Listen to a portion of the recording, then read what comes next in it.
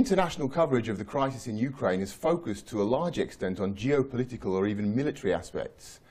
But in fact, what we're seeing on the ground is an unfolding and increasingly serious humanitarian crisis. We're joined today by Joern Ziegler of ChildFund Deutschland, who's been in Ukraine this week checking out the situation on the ground. Joern, thank you for joining us. Good morning.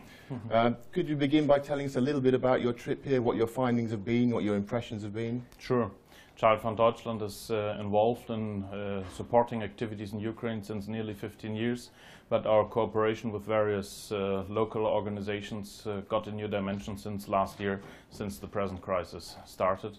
The purpose of my travel was to get a deeper impression and a deeper understanding of what is happening and what the perspectives for this new year 2015 might be, and based on this develop a concept together with our Ukrainian partners what could be done to help more. Have you been surprised by the scale of the crisis that's unfolding here? I have been in various ways. I have to admit, you knew basic information, you knew figures, but if these figures get a face and if you become aware of the fact that only part of the internally displaced persons are registered, for example, and a major part is not yet even registered, and if you talk to these people and hear their individual fates, then the whole situation gets a complete different dimension for you. Now, your work is largely funded by donors and contributors. How important are perceptions about the crisis in Ukraine internationally and in Germany in particular in order for you to be able to raise the funding that you need to do your work? Extremely important. It is our experience, which is not only happening in the case of Ukraine, it's a general experience that people tend to be less generous and to give less money if they have the impression and the perception that the conflict is man-made, and even if the perception is that the conflict is a civil war, the preparedness to give money is very low, because people do not have understanding for this. When you say man-made, you mean self-inflicted, essentially? Exactly, yeah. And this is unfortunately a perception which is still widespread in Germany. People believe this is a conflict between Ukrainians and Ukrainians, and many in the public have not yet understood to which degree this conflict is fueled and steered and undertaken by the outside. By which you mean Russia, obviously. Exactly. Now, to what extent do you think that's a product of the information battle, so to speak, that's been going on across Europe and particularly in Germany? It is, I would say it has two sources. One sort is an unfortunate disinterest in the situation of Ukraine, which was a reality for many years and decades in the German public. And based on this today, we make this experience, well, I would call it even propaganda or disinformation, because you have on many levels in the German media and the German public events this influence and this attempt to draw a wrong picture of the situation here. We observe this since early last year. It started more or less in parallel with the events on Maidan and with the military activities on Crimea, and since then it has not ceased. It is even intensifying to my observation. So this is kind of a conflict which is not a Ukrainian conflict any longer, it's a European conflict in my opinion. People have to become aware of this, and it is a conflict which is only not only carried out militarily, it is carried out on another political dimension also. You say it's been going on noticeably for the past year. How have perceptions changed amongst the German public over that period? Unfortunately, I have to say that perceptions may start to change only now, and they start changing only slowly. And they do not start as a result of more information or deeper understanding. They simply start out of the observation what's happening in the southeast, that no peace can be established because conflict and violence and war is fueled from the east. So that gives people stuff to think whether their previous perception was right. But before this really has an impact and changes the public opinion in general, we will still have to wait a long time, I'm afraid. And to go back to the issue of the humanitarian situation and the victims of the crisis, where do you see the key priorities lying, both in your work and in general, in terms of the international aid efforts that Ukraine is going to need? Yeah, with regard to the immediate humanitarian needs, I would see a number of different categories. In a way, geographically, you have the war zone itself. I have not been there. I only heard stories from people who escaped that war zone. So in a way, this is first priority. But what could be done is only establish peace, which is a vision for the time being, but unfortunately not reality. The second priority would be a kind of a belt immediately west and northwest of the war zone, where normal infrastructure doesn't work anymore, where trucks do not want to go, and where people are suffering. So institutions like the Red Cross have a major duty here to do something. NGOs, less powerful than the Red Cross, like we, do not have much of an opportunity to do something directly. We could only do something in cooperation with the Red Cross. Then I see a second belt, which geographically perhaps goes from the region from Kharkiv to the south, touching Dnipropetrovsk, going to Zaporozhye. In these oblasts, you have the biggest number of internally displaced people. My understanding and perception is that the biggest international help coming from foreign governments is addressing this region and the many people in this region. This is good, but there is also an overstretching of capacities in this region, according to what I hear. So this is something one would have to look into. And then we have a fourth category, and these are those internally displaced people who run to many other places in central and western Ukraine. It doesn't mean that they need less support, but as I was able to observe, for example, in the city of Lutsk, there is a lot of support being given both by the municipality and by many volunteers who help in this situation and do an incredible job. So there's always something which could be done more, but if you want to address the situation, you have to structure it in this way. The volunteer movement has been one of the key factors in the last year. It's been a very striking dimension of the crisis. The ordinary Ukrainian people have stepped up and volunteered across the board.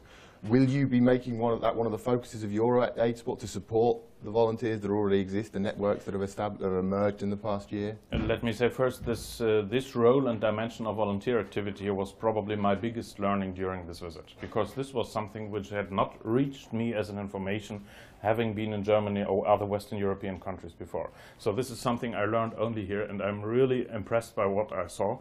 I also became aware of the fact that many of these volunteers are getting exhausted these days because they are doing incredible work for a year or more already. And in view of the future, this has to be considered. People cannot continue on that energy level forever. This is just an observation I would like to share. To answer your question, yes, definitely. Together with our Ukrainian partner organizations, these volunteers play an important role, will play an important role, will be partners. They do already now. For example, a network of psychologists who got active in the Maidan days, they are ready to be partners now in doing something for psychological support for children, youth and other IDPs. If we look beyond the immediate crisis towards the intermediate period, I know your organization has extensive experience in Africa in post-conflict zones. What's going to be the key humanitarian support from outside that can come in that can help the country avoid a long-term psychological scar of a generation basically brought up in an environment of war and carrying this hatred forward? Again, I would say there are three responses to this, or three categories of a response. One is that West European or other North American governments, whoever can do it, but governments and intergovernmental organizations should keep up a broad support for internally displaced people right now. Perhaps more than has been done in view of capacity building, because even if there's support, if there's not enough capacity on the ground, you are running into difficulties. This is one thing.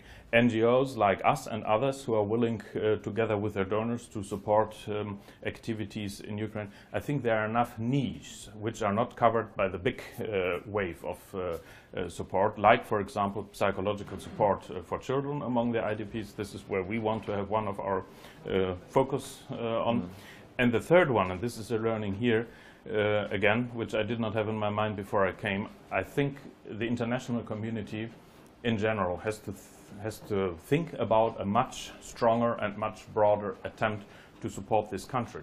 This mixture of challenges you have here, war, humanitarian crisis, the pressure for internal reforms, political expectations, still emerging from the Maidan movement, all these expectations and pressures I think the country is overstretched with all these challenges, and if you do not establish a much broader international support for cooperation, nobody wants to dictate something to Ukraine, but ways can be found to do that in partnership, then I think the way will be a very hard one and only partly successful. So we are a medium-sized organization. I'm an individual person. I do not have much of a chance to propagate this idea, but I think the political discussion in our country should go into that direction because it is simply essential, not only for Ukraine, it will be essential for Europe. Well, you've been involved in Ukraine for a number of years prior to this current crisis, and clearly there were a large number of social issues the country was facing before now. Do you think it's realistic for Ukraine? I think we could honestly say it's not realistic for Ukraine to be able to cope with these on their own, given the scale of the crises they're facing now. Is there international will, political will, on the top level? Are you feeling to deal with this appropriately? My observation would be that there is a slowly growing will to recognize this, maybe not out of the motivation to help Ukrainians, but to protect peace and stability in the rest of Europe. If you analyze the situation of this country as it is now, as I just described it, you can imagine that if the country is not successful in dealing with these challenges, that you will have many more refugees and that you will have many more humanitarian challenges and political challenges in the years to come. And as soon as Europeans realize that, I think that will give them motivation to do something more.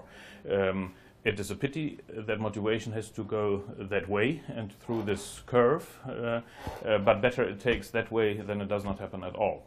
However, I do not know how fast that is going to happen. You're going to be back in Germany now in the next few days.